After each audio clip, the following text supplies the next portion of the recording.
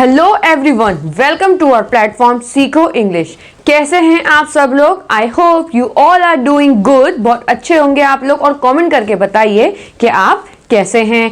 हम लोग आज की वीडियो में क्या करने वाले हैं, वर्ब सीखने वाले हैं। कोई भी सेंटेंस हम बनाते हैं तो उसमें वर्ब का होना, वर्ब बोले तो क्रिया, एक्शन वर्ड, किसी काम का होना, ये बहुत ही जरूरी होता है किसी भी सेंटेंस में। जैसे कि अब तक हम वीडियोस में पढ़ते आ रहे हैं अपनी चैनल पर। तो वर्ड्स देख लेते हैं हम लोग, हिंदी टू इंग्लिश ट्रांसलेशन। भाई इंग्लिश बोलना आप लोग सीख रहे हैं, लेकिन अगर हिंदी के वर्ड्स को इंग्लिश में क्या बोलते हैं ये नहीं पता तो कैसे ट्रांसलेशन कर पाएंगे? सही बात है ये नहीं? तो इसलिए हिंदी के वर्ड्स का इंग्लिश में ट्रांसलेशन हम लोग सीख रहे हैं। और ये जो है वर्ब की थर्ड क्लास है इस चैनल पर। इससे पहले वर्ब्स की 2 क्लासेस और डल चुकी हैं। ये 3rd नंबर की क्लास है, आपकी थंबनेल पे भी देख सकते हो आप, क्लास 3 लिखा हुआ है। तो इस क्लास में हम क्या पढ़ रहे हैं, वो वर्ड्स पढ़ रहे हैं जिसकी सारी फॉर्म जो है सेम रहती हैं, यानी प्रेजेंट पास्ट टेंस में जो है इनकी स्पेलिंग सेम रहती हैं। आप देख सकते हैं यहाँ पे स्पेलिंग्स क्या है, सेम है। कुछ ऐसी वर्ब होती हैं जिनकी स्पेलिंग जो है डिफरेंट होता है, वो सब आप हमारे चैनल की वीडियोस पे वर्ब टॉपिक पे जो है देख सकते हैं। तो सेंटेंस बिना वर्ब के पॉसिबल नहीं है, इतनी बात तो आपको समझ में आ ही गई होगी। तो चलिए हिंदी टू इंग्लिश ट्रांसलेशन सीख लेते हैं, जिससे कि आप इंग्लिश के सेंटेंसेस अच्छे से बोल सकते हैं। फर्स्ट वर्ब क्या है हमारी, शर्त लगाना। कि मैं भाई शर्त लगाता हूं तुमसे, 5,000 की शर्त लगाई, भाई 50,000 की शर्त लगाई। तो शर्त लगाने को क्या बोलते हैं, बेट। ये भी तो किसी काम का होना है ना, कोई काम करना, उसको क्या बोलते हैं, शर्त लगाना। काम हो रहा है, कोई एक्शन वर्ड है ना, तो क्या बोलेंगे, बेट, BET, बेट। इसके सब फॉर्म्स आप देख सकते हो। मोस्टली 3 फॉर्म्स जो है यूज किए जाते हैं, फर्स्ट फॉर्म, सेकेंड फॉर्म और थर्ड फॉर्म। ये फॉर्म वाली बात जो है आपको तब अच्छे से समझ में आएगी अगर आपको बिल्कुल भी इंग्लिश नहीं आती है, जब मैं आपको टेंसेस सिखाऊंगी। अभी आप जो मैं बता रही हूँ उतना ध्यान रखो कि शर्त लगाने को इंग्लिश में बोलते हैं बेट।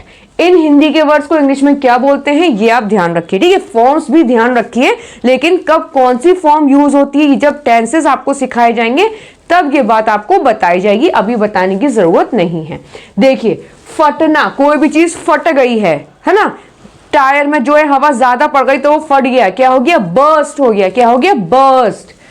मूल्य होना, इसका मूल्य क्या है, इसका प्राइस क्या है, इसका रेट क्या है, भाई कितने का है, क्या भाव दे रहे हो, तो क्या बोलेंगे, what is it, cost. Cost कितनी है इसकी, है ना, कॉस्ट, मूल्य। अब काटना, भाई इसको काट दो। वैसे फ्रूट के काटने को बोलते हैं स्लाइस, और बिल्कुल ही हाफ करने को बोलते हैं कट, पीसेस करने को बोलते हैं स्लाइस। तो काटने को कॉमनली क्या बोलते हैं हम लोग, कट बोलते हैं। चोट मारना यानी कि हिट, किसी को मारना, किसी को मारा उसके चोट लग गई तो बोलते हैं हिट। हर्ट यानी कि चोट पहुंचना, अगर खुद के चोट लग गई तो क्या है, हर्टेड, आई हर्टेड, मुझे चोट लग गई है, ठीक है। तो हिट और हर्ट में फर्क आपको समझ में आ गया। हिट मीन्स क्या होता है, मारना, और हर्ट का मतलब होता है चोट पहुंचना, खुद को चोट पहुंची है, किसी और को चोट पहुंची है।